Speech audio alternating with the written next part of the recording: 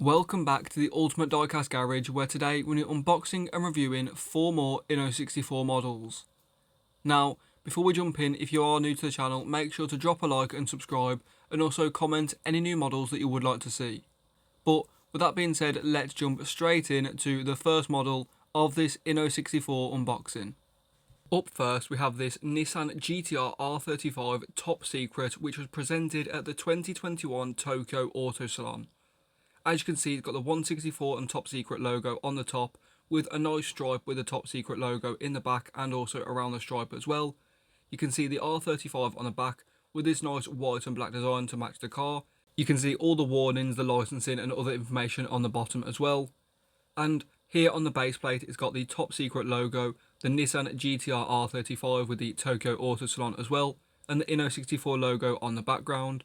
Just your standard black base with just the one screw holding it to the base on the bottom. So if you did want to fully unbox it like this, it's just a tiny screw on the underside.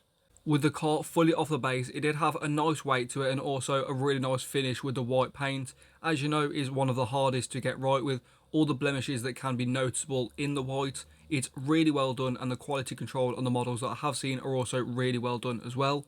You can see the wheels do spin with a nice brake disc behind them and are very well detailed. Those small decals on the side skirts and the bottom of the model are really nice and prominent and look really well done. Really easy to read, and there isn't any issues there at all in the sense of them looking blurry.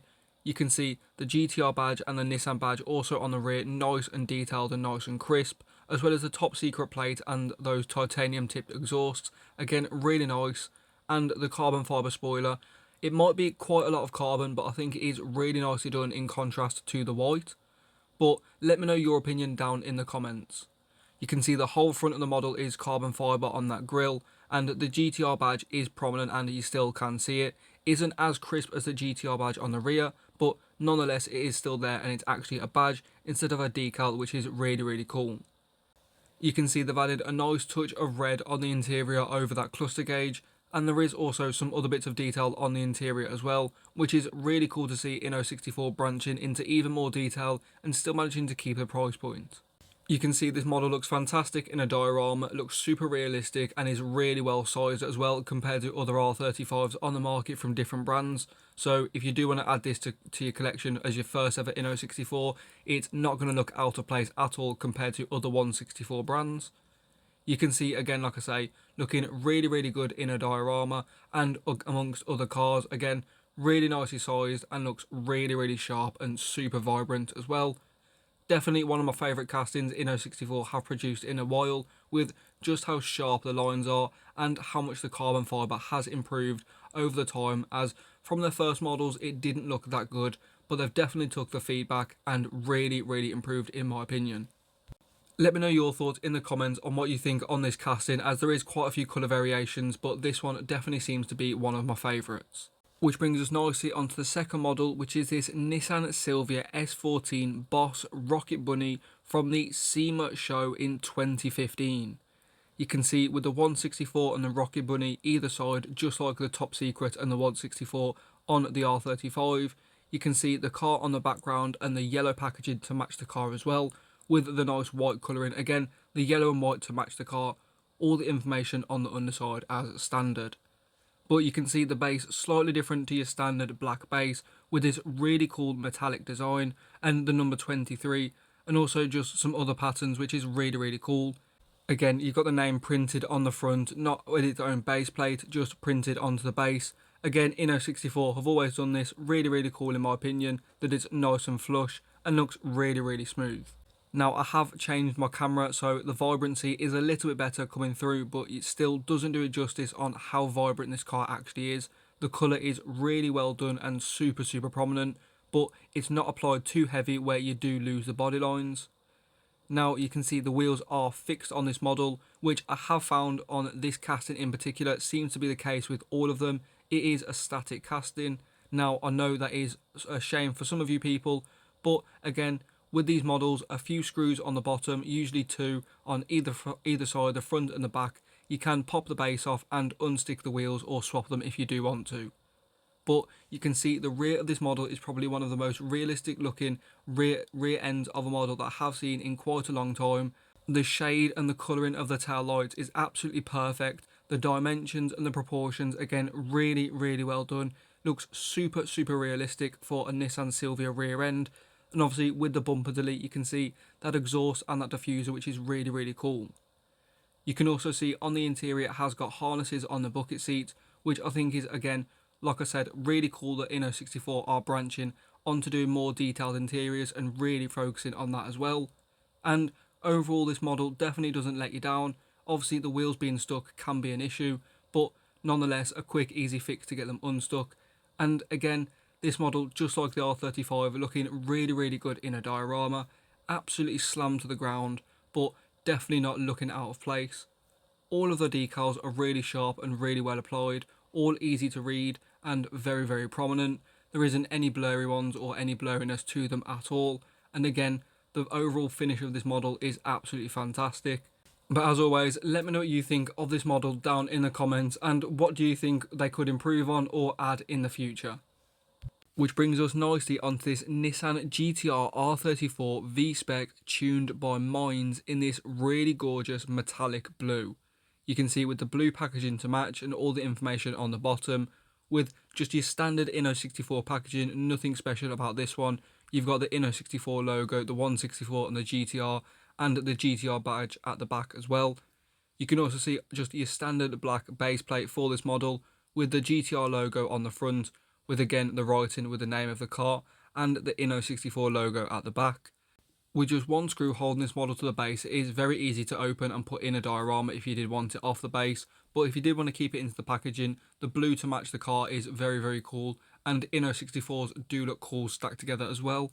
Now, straight away what caught my eye was the really detailed intercooler tucked away in the grille. Very nice to see a nice proper intercooler instead of just a plastic piece on the front, which is what most models actually do. Now, the wheels aren't the best choice, they are just your standard BBS wheels, but nonetheless they do suit this model quite nicely. But again, like I mentioned with the S14, you can very easily take the base off this with just a couple of screws and very easily wheel swap the model as well. But just like the R35, this model has got a nice bit of weight in hand, although it is a little bit lighter. You can see on the rear window it has got a really nice decal, and it also nicely detailed inside with a bit of the moulding for the rear shelf, which again is really cool to see from inno64. The carbon effect on the spoiler and the boot, really cool as well, really nicely done. And the overall Minds decals, really well placed. There isn't any decal residue and they're all really crisp, just like all the other models. The overall paint application for this blue as well is absolutely phenomenal, super deep and super vibrant, with great detail and great finish all over. You can see the headlights have got some nice detail in, as well as the tail lights, really nicely proportioned, and that carbon plate on the rear, again a nice little detail.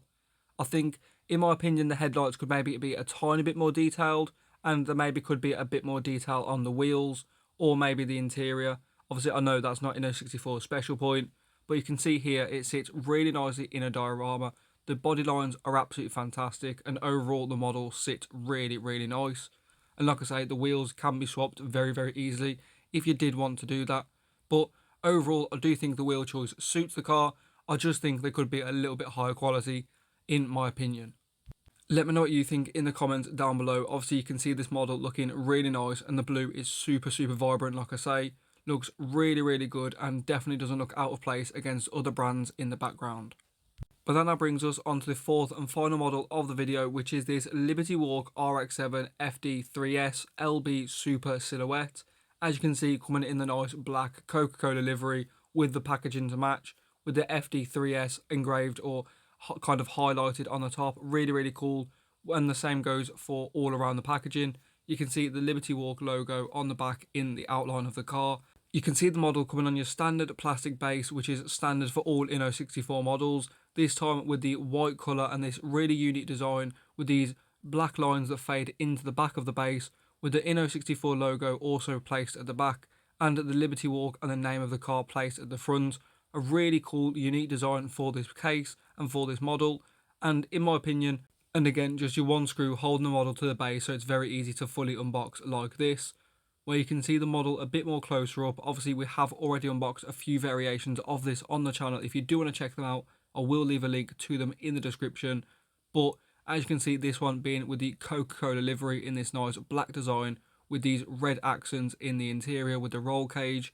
You can see the wheels, they do kind of spin but get a little bit stuck. Not really the best and not really ideal, but again, you can change that like I said with the Silvia. You can see on the side skirts and the canards, all the decals are super prominent and easy to read, really nice and vibrant in comparison to that black paint, which has a really nice finish. You can see the Advan decal on the back, again, really nice and crisp. With those tail lights, although they are tinted, you can still see some detail through them. But the main thing is that really bright interior with the bright red bucket seats and also the bright red roll cage. Really nice and vibrant compared to the actual model. And especially with the carbon fibre, although it's against the black, you can still see it really nicely done on the canards and the diffuser. This model has got a nice weight in hand and feels really nice and sturdy and put together, nice and solid. It doesn't feel loose or rattly in any way, and that's probably explaining why the wheels don't roll as well.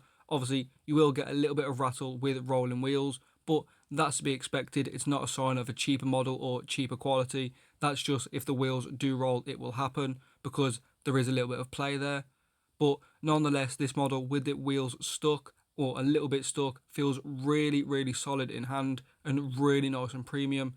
You can see it sits really, really nice and low to the ground, looks really, really good in a diorama. And overall, in my opinion, the RX-7 from Liberty Walk is one of the better castings. Obviously, you can get one from Mini GT, which is a little bit smaller in size and a little bit thinner with the body lines. But as you can see, all these models sat next to each other look absolutely fantastic. But let me know which one is your favourite in the comments down below.